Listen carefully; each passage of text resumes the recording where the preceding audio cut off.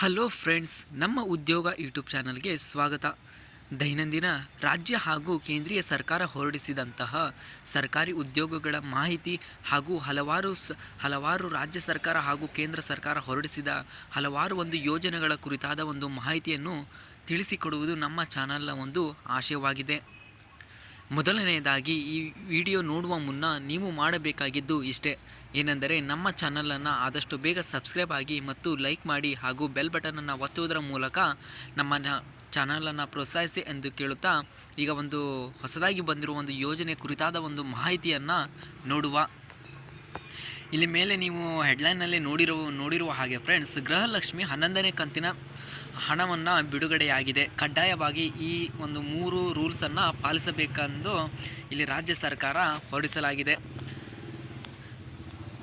ಇದು ಮೇ 20ರಂದು ಬಂದಿರೋದು ಫ್ರೆಂಡ್ಸ್. ಈ ಮಾಹಿತಿ ನ್ಯೂಸು ನೋಡುವ, ಅದೇನೆಂದು ನಾವು ನೋಡುವ. ಈಗ ಮೇ ತಿಂಗಳ ಗೃಹಲಕ್ಷ್ಮಿ ಯೋಜನೆಯ ಹಣ ಬಿಡುಗಡೆಯಾಗಿದೆ.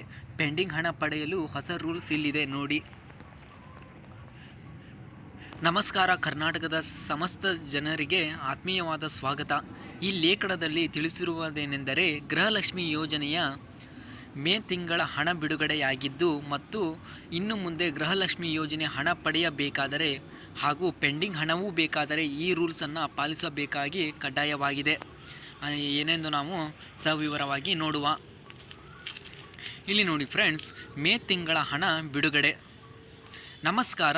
ಗೊತ್ತಿರುವಂತೆ ಕರ್ನಾಟಕದಲ್ಲಿ ಇವಾಗ ರಾಜ್ಯ ಸರ್ಕಾರ ಗೃಹಲಕ್ಷ್ಮಿ ಎಂಬ ಗ್ಯಾರಂಟಿಯನ್ನು ತಂದಿದ್ದು, ಈ ಯೋಜನೆಯ ಮೂಲಕ ಅರ್ಜಿಯನ್ನು ಹಾಕಿದಂಥ ಎಲ್ಲ ಮಹಿಳೆಯರಿಗೂ ಪ್ರತಿ ತಿಂಗಳು ಕೂಡ 2,000 ಹಣವನ್ನು ಬಿಡುಗಡೆಯಾಗುತ್ತಿದೆ.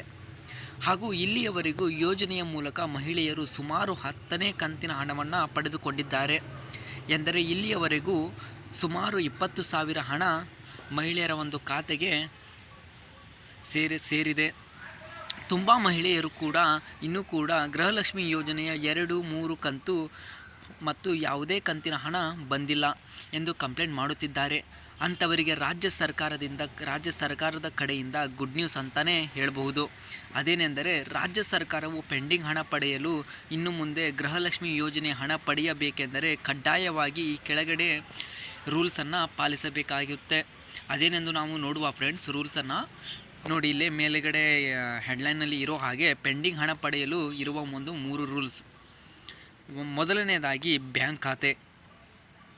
ಗೃಹಲಕ್ಷ್ಮಿ ಯೋಜನೆ ಹಣ ಬರಬೇಕು ಅಥವಾ ಪೆಂಡಿಂಗ್ ಹಣವು ನಿಮ್ಮ ಖಾತೆಗೆ ಜಮಾ ಆಗಬೇಕೆಂದರೆ ಮೊದಲು ನಿಮ್ಮ ಬ್ಯಾಂಕ್ ಖಾತೆ ಸರಿಯಾಗಿದೆ ಎಂದು ನೀವು ನೋಡಿಕೊಳ್ಬೇಕಾಗಿರುತ್ತೆ. ಮತ್ತು ಬ್ಯಾಂಕ್ ಖಾತೆಗೆ ಆಧಾರ್ ಕಾರ್ಡ್ ಮಾಡಿಸಬೇಕು ಹಾಗೂ NPCI ಮ್ಯಾಪಿಂಗ್ ಮಾಡಿಸುವುದು ಕಡ್ಡಾಯವಾಗಿದೆ. ಜೊತೆಗೆ ನಿಮ್ಮ ಬ್ಯಾಂಕ್ ಖಾತೆಗೆ KYC ಮಾಡಿಸುವುದು ಕೂಡ ಕಡ್ಡಾಯವಾಗಿರುತ್ತದೆ. ಅದೇ ತರಹ ಸೆಕೆಂಡ್ ರೂಲ್ಸನ್ನು ನಾವು ನೋಡೋದಾದರೆ, ration card KYC. Ration card ಹೊಂದಿದಂತಹ ಕುಟುಂಬದ ಎಲ್ಲ ಸದಸ್ಯರ KYC ಮಾಡಿಸಿರಬೇಕು ಮತ್ತು ತಮ್ಮ ರೇಷನ್ ಕಾರ್ಡಿಗೆ ಆಧಾರ್ ಕಾರ್ಡ್ ಲಿಂಕ್ ಮಾಡಿಸುವುದು ಸಹಿತ ಇದು ಕಡ್ಡಾಯವಾಗಿದೆ. ಅದೇ ತರಹ ಮೂರನೇ ರೂಲ್ಸನ್ನು ನಾವು ನೋಡೋದಾದರೆ, ಆಧಾರ್ ಕಾರ್ಡ್ ಅಪ್ಡೇಟ್. ತಮ್ಮ ಆಧಾರ್ ಕಾರ್ಡನ್ನು 10 ವರ್ಷ ಯಾವುದೇ ರೀತಿಯ ಅಪ್ಡೇಟ್ ಮಾಡಿಸಿಲ್ಲ ಅಂದರೆ ಅಂಥವರಿಗೆ ಇನ್ನು ಮುಂದೆ ಗೃಹಲಕ್ಷ್ಮಿ ಯೋಜನೆ ಹಣ ಮತ್ತು ಪೆಂಡಿಂಗ್ ಹಣ ಬರುವುದಿಲ್ಲ. ಆಧಾರ್ ಕಾರ್ಡನ್ನ ಅಪ್ಡೇಟ್ ಮಾಡಿಸಿಲ್ಲ ಅಂಥವರು ಆದಷ್ಟು ಬೇಗ ಅಪ್ಡೇಟ್ ಮಾಡಿಸಿ ಎಂದು ಇಲ್ಲಿ ರಾಜ್ಯ ಸರ್ಕಾರ ಈ 3 ರೂಲ್ಸ್ಗಳನ್ನು ನೀಡಿದ್ದಾರೆ. ಮತ್ತು ಅದೇ ತರಹ ಒಂದು ಕಂತು ಅಥವಾ ಪೆಂಡಿಂಗ್ ಹಣ ಬಾರದೇ ಇದ್ದರೆ ನಾವು ಏನು ಮಾಡಬೇಕು ಅನ್ನೋದೊಂದು ಕ್ವಶನ್ ಭಾಳ ಜನಸಾಮಾನ್ಯರಿಗೆ ಕಾಡುತ್ತಿರುತ್ತೆ. ಅದಕ್ಕೇನೆಂದು ನಾವು ಉತ್ತರವನ್ನು ನೋಡೋದಾದರೆ, ನಿಮಗೆ ಗೃಹಲಕ್ಷ್ಮಿ ಯೋಜನೆಯ ಒಂದು ಕಂತು ಹಣವೂ ಬಂದಿಲ್ಲ ಅಂತಂದರೆ ನಿಮಗೆ 2-3 ಹಣ ಬಾಕಿ ಇದೆಯಾ? ಹಾಗಿದ್ದರೆ ನೀವು ಎಲ್ಲ ರೂಲ್ಸನ್ನು ಪಾಲಿಸಿದರೂ ನಿಮಗೆ ಹಣ ಬಂದಿಲ್ಲ ಅಂದರೆ ಮೊದಲು ನೀವು ನಿಮ್ಮ ಹತ್ತಿರದ ಮಹಿಳಾ ಮತ್ತು ಮಕ್ಕಳ ಕಲ್ಯಾಣ ಇಲಾಖೆಗೆ ಭೇಟಿ ನೀಡಬೇಕಾಗಿರುತ್ತೆ. ಅದೇ ತರಹ ನಿಮ್ಮ ಅರ್ಜಿಯ ಸ್ಥಿತಿ ಏನಾಗಿದೆ ಎಂದು ತಿಳಿದುಕೊಳ್ಳಿ.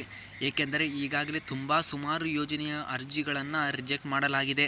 ಹಾಗಾಗಿ ಮಹಿಳಾ ಮತ್ತು ಮಕ್ಕಳ ಕಲ್ಯಾಣ ಇಲಾಖೆಗೆ ಭೇಟಿ ನೀಡಿಕೊಂಡು ಯಾವ ಕಾರಣಕ್ಕೆ ಹಣವು ಬರುತ್ತಿಲ್ಲವೆಂದು ಅಧಿಕಾರಿಗಳ ಹತ್ತಿರ ತಿಳಿದುಕೊಳ್ಳಿ. ನಂತರ ನಿಮಗೆ ಗೃಹಲಕ್ಷ್ಮಿಯ ಹಣ ಕೂಡ ಬರುತ್ತದೆ ಎಂದೆಂದು ಇಲ್ಲಿ ಮಾಹಿತಿಯನ್ನು ನೀಡಿದ್ದಾರೆ ಫ್ರೆಂಡ್ಸ್. ಇಷ್ಟೇ ಫ್ರೆಂಡ್ಸ್ ಇಲ್ಲಿ ಇರೋದು ಮಾಹಿತಿ.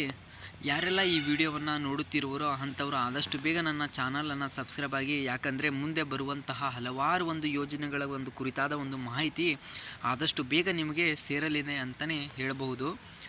ಇದು ನಾನು ಡೈರೆಕ್ಟಾಗಿ ಈ ಥರ ಯಾಕೆ ಓದ್ತಿದ್ದೇನೆ ಅಂತಂದರೆ ಫ್ರೆಂಡ್ಸ್, ಒಂದು ನಿಖರವಾದ ಮಾಹಿತಿ ಆಗಿರಬೇಕು ಫ್ರೆಂಡ್ಸ್. ಏನೋ ಒಂದು ಹೇಳಿ, ಏನೋ ಒಂದು ಬಿಡಪ್ಪ ವ್ಯೂಸ್ ಸಂಬಂಧ ಅವನು ಈ ಥರ ಮಾಡ್ತಿದ್ದಾನೆ ಅಂತ ಅನ್ನಬಾರ್ದು ಫ್ರೆಂಡ್ಸ್. ನಿಖರವಾದಂತಹ ಮಾಹಿತಿ ಇಲ್ಲಿ ನೋಡಿಕೊಂಡು ಓದಿದರೆ ಅದು ನಿಮಗೂ ಸಹಿತ ಕರೆಕ್ಟಾಗಿ ಅಂಡರ್ಸ್ಟ್ಯಾಂಡ್ ಆಗುತ್ತೆ ಅಂತಂದನೇ ನಾನು ಈ ಥರ ಮಾಡ್ತಿದ್ದೀನಿ. ಯಾರೆಲ್ಲ ನಮ್ಮ ಚಾನಲ್ಗೆ ಸಬ್ಸ್ಕ್ರೈಬ್ ಆಗಿಲ್ಲ ಅಂಥವ್ರು ಆದಷ್ಟು ಬೇಗ ಸಬ್ಸ್ಕ್ರೈಬ್ ಆಗಿ ಎಂದು ಹೇಳುತ್ತಾ ಈ ಒಂದು ಉದ್ಯೋಗದ ಒಂದು ಮಾಹಿತಿಯನ್ನು ಮುಗಿಸುತ್ತಿದ್ದೇನೆ. ಧನ್ಯವಾದಗಳು.